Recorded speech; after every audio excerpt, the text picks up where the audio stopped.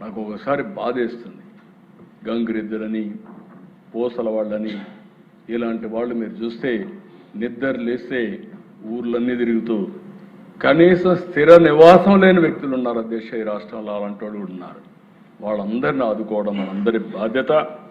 అందుకే ఈరోజు ఈ సభ సాక్షిగా చెప్తున్నా, చట్టబద్ధంగా, రాజ్యాంగబద్ధంగా, న్యాయబద్ధంగా బీసీలకు న్యాయం జరిగే వరకు వారికి అండగా ఉంటామని మరొక్కసారి మీ అందరికీ విజ్ఞప్తి చేస్తున్నా. బీసీ అంటే వెనుకబడిన వారు కాదు, అవకాశం రాక వెనకబడ్డారు.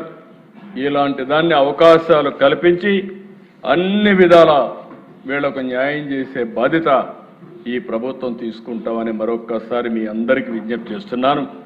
అదే మరిగా దశ ఈరోజు మీరు చూసినప్పుడు ఈ ఎన్నికలు పెట్టడం కూడా చాలా అవసరం. ఎందుకు నేను ఈ మాట వాడుతున్నానంటే, ఎంత వీలైనంత తొందరలో అంత ఎన్నికలు పెట్టుకోవాలి. 16వ ఆర్థిక సంఘం ఉంది, గ్రాంట్ రావాలి. గ్రామీణ ప్రాంతాలకి ఈ సంవత్సరం 2300 కోట్లు వస్తుంది.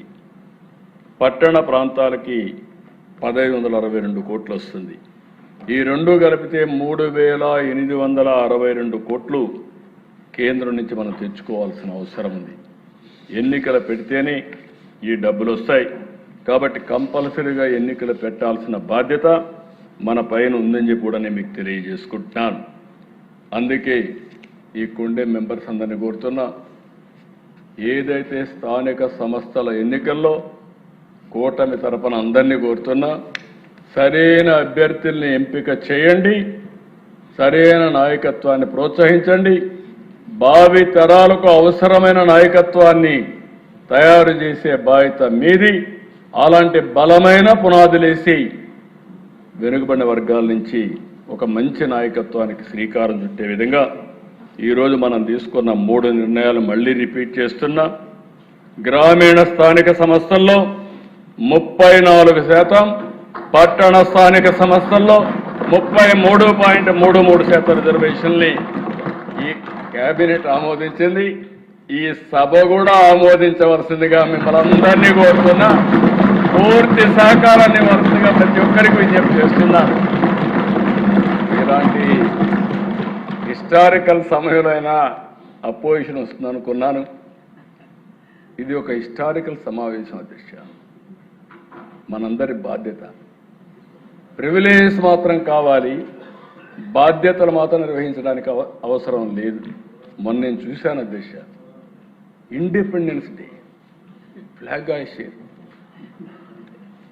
ఇది నవ్వులాట కాదు, సీరియస్ ఇష్యూ.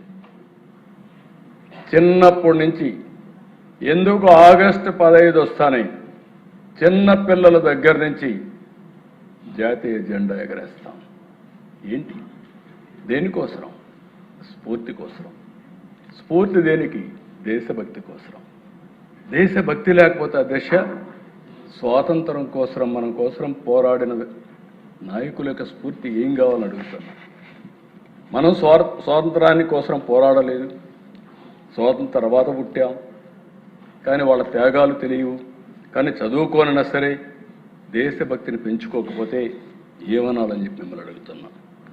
రెండవది అధ్యక్ష, అలాగే రాబోయే రోజుల్లో ఎక్కడ కూడా అస్థిరత్వత లేకుండా స్థిరమైన పాలన ఇవ్వడానికి కార్పొరేషన్లో, మున్సిపాలిటీల్లో డైరెక్ట్ ఎలక్షన్స్కి శ్రీకారం చుడుతున్నాం. ఇది ఒక గేమ్ చేంజర్గా తయారవుతుంది. పట్టణ అభివృద్ధిలో ఇది ఒక కీలక మలుపు అని చెప్పి మీకు అందరికీ తెలియజేస్తున్నా. మూడోది, జిల్లాలు విభజన జరిగాయి.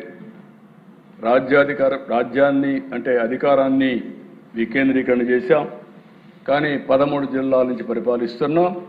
అందుకే 13 జిల్లాల నుంచి రాబోయే ఎన్నికల తర్వాత 28 జిల్లా ప్రజా సంస్థలు, ప్రజా పరిషత్తుల్ని ఏర్పాటు చేస్తున్నామని చెప్పి కూడా మీకు తెలియజేస్తున్నా. ఈ ప్రభుత్వం పదవుల కోసం కాదు. డిప్యూటీ మేయర్లు 2, జిల్లా ప్రజా పరిషత్తులు 2, అంటే ఇంకొక పక్కన పంపకాలు అలాంటి జరగకుండా గ్రామీణ ప్రాంతాల్ని పట్టణ ప్రాంతాల్ని గాంధీజీ స్ఫూర్తితో అన్ని విధాల అభివృద్ధి చేస్తూనే ఎక్కడికక్కడ సమర్థవంతమైన నాయకత్వాన్ని తయారు చేయడానికి ఉపయోగిస్తాం. వెనుకబడిన ప్రజలకి ఇది ఒక మంచి అవకాశం, మంచి నాయకత్వం వస్తుంది. ఈరోజు ప్రతిరోజు కంటే కూడా ఈరోజు నాకు ఒక ప్రత్యేకమైన రోజు. 45 సంవత్సరాలుగా అనేక ఎన్నికలు చూశాను. ఇప్పటికి కూడా వెనుకబడిన వర్గాలు మాత్రం ఎప్పుడు 0.01% డీవియేషన్. అది మా అదృష్టంగా నేను భావిస్తున్నా. అలాంటి ప్రజలకు ఈరోజు ఒక మంచి జరిగే పరిస్థితి వచ్చింది. ఈ మంచి జరగడానికి కారణం నేను ఒక పక్క, మిత్రుడు పవన్ కళ్యాణ్ గారు ఒక పక్క, బీజేపీ ఒక పక్క, ముగ్గురం కలిసి తీసుకున్న సమిష్టి నిర్ణయం, మంచి నిర్ణయం. భవిష్యత్తుకి ఇది ఎంతో ఉపయోగపడుతుంది. రాష్ట్ర భవిష్యత్తు బీసీ వర్గాల భాగస్వామ్యంతో కూడా స్వర్ణాంధ్రప్రదేశ్ చేసుకోవాల్సిన అవసరం ఉంది. అలాంటి మంచి నిర్ణయాన్ని మీరందరూ సమర్థించడమే కాకుండా పూర్తిగా రేపు జరిగే ఎన్నికల్లో సమర్థవంతమైన నాయకత్వాన్ని ఎంపిక చేసి భావితరాల నాయకత్వాన్ని తయారు చేసే బాధ్యత ఈ సభ తీసుకోవాల్సిందిగా మరొక్కసారి కోరుకుంటూ, అందరూ ఈ అవకాశాన్ని ఇచ్చిన మీ అందరికీ ఇది ఒక చరిత్రలో మిగిలిపోతుంది. చాలా నిర్ణయాలు, బడ్జెట్ రోజు మాత్రం ప్రత్యేకమైన కేబినెట్ పెట్టుకుంటాం. అలాంటిది ప్రత్యేకమైన కేబినెట్ పెట్టుకొని ఈ నిర్ణయం తీసుకున్నామంటే ఇది ఒక చరిత్ర, ఇది ఒక హిస్టరీలో మిగిలిపోయే నిర్ణయం. ఈ నిర్ణయాన్ని అందరూ సహకరించిన దానికి మీకు అందరికీ పేరు పేరున మనస్ఫూర్తిగా నమస్కారాలు తెలియజేస్తున్నాను.